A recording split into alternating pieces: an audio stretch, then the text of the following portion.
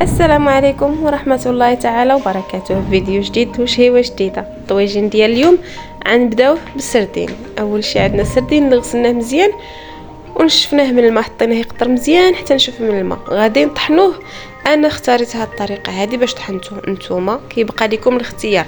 طحنوه في مولينيكس ديال الطحانه ديال الكفته، ولا طحنوه في الطحانه بحالي الهاشوار، كيبقى لكم الحريه التامه. كنطحنوه بحال هكا كامل، كنكونوا تاكدنا بان مبقاش فيه العظومه، مبقاش فيه ديك السلسل اللي كيكون فيه الشويكات. كنقيوه مزيان مزيان، كنطحنوه حتى كيرجع كفته على هذه الطريقه. من بعد ما طحناه غادي ندوزو للمرحله المواليه. غادي نجمع ليه العطريه والشرموله. هنايا غادي نقطع ربيع قزبور معدنوس رقيق، وغادي نضيفوا ليه تقريبا واحد 3 ولا 4 المعالق. عندي سنينات ديال الثوم غادي نحكهم في الحكاكه الرقيقه.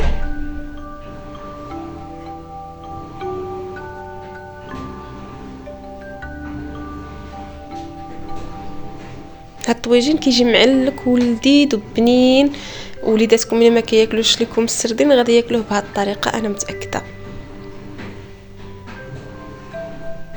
كنكملوا داك السنينات ديال الثومه كاملين كنحكوهم على هذه الطريقه، ولا ديروهم في العصاره ديال الثومه. كيبقى لكم نتوما عاود اللي جاتكم سهله عملوها. من بعد ما كملنا الثومه بالحكان غادي نضيفوا العطريه. هنايا درت انا نص معلقه صغيره ديال الابزار، معلقه تحميره، معلقه الكمون، ومعلقه الملح.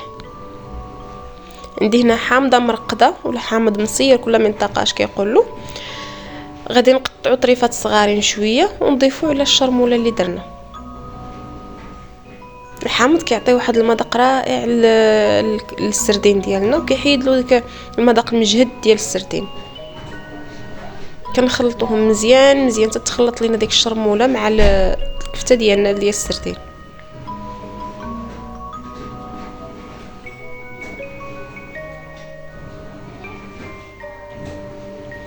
من بعد ما خلطناها مزيان غادي نضيفو نص حامضه معصره. غادي نحيدوا العظيمات ديال الحامض، انا ما رديتش البال مني عصرته. من الاحسن ديروا شي صفايه وتعصروا الحامض. انا مع الزربه ما ننتبهش للعظيمات، ماشي مشكل. غادي ندوزو دابا الطويجين ديالنا، غادي نديروه فوق عافيه مهيله. اول شيء غادي نكبوا واحد ربع كاس ديال الزيت المائده ولا زيت الزيتون اللي حبيتو، وغادي نبداو بالخضر. هنا عندي انا الجزر قطعته على هذا الشكل هذا، نقيته وقطعته. غادي نستفوه هو الاول كطبقه اولى في الطاجين.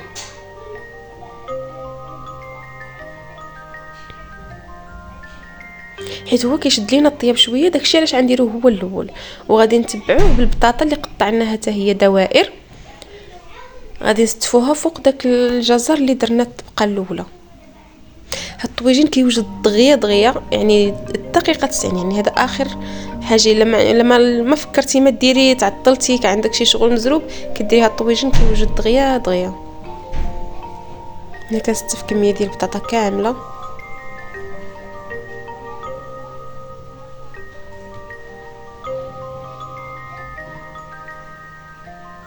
هنا عندي 2 حبات ديال الطماطم، غادي نطحنهم. انايا طحنتهم في الطحانه، نتوما بامكانكم ديروهم تحكوهم في الحكاكه ولا اللي عجبكم. انا كنفضل انني نطحنو، كتجي هكا احسن. كنحتفظ بواحد الكميه شويه ديال لاصوص لان غنحتاجها من بعد.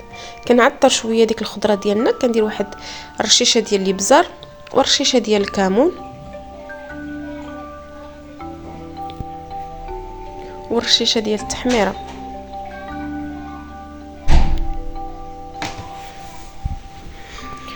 رشيشه ديال الخرقوم،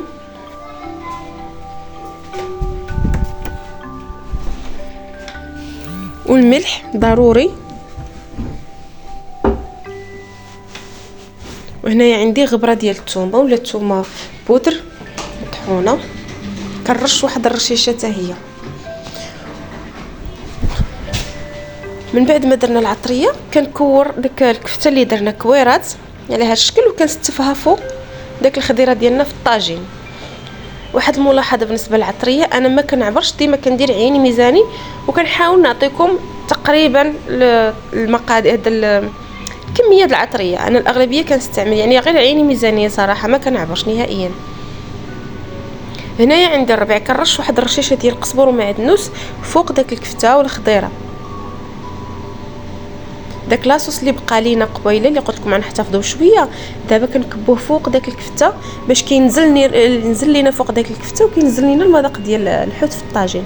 كنعاود نرش واحد الرشيشه ديال الربيع فوق داك لاصوص، وكندوز واحد الخويط ديال الزيت فوق من الكفته كامله، وكنغطي الطويجين ونخليه يبدا يغلى لينا. في هاد الوقيته اللي الطاجين غادي يبدا يغلى وطلع يدخل معاه شويه الطياب، غادي نديرو الفلفله مشويه، غادي نشويها غير فوق البوطه على هاد الشكل اللي كيف كتشوفوا. غنشويها معاكم.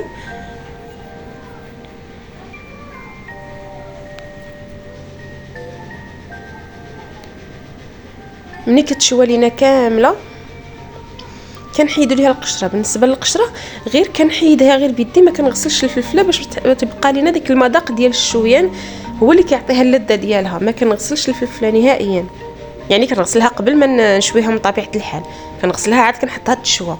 ملي كتشوى ونبغي نحيد ليها القشره ما كنغسلهاش، كنمسح ليها ديك القشره بيدي صافي، وكنقطعها على هذا الشكل طولي. هنا كيف كتشوفوا الطاجين راه بدا كيطيب لينا، بدا كيدخلوا الطياب. غادي ندير داك الفلفله اللي قطعناها طول، غادي نستفوها فوق الطاجين.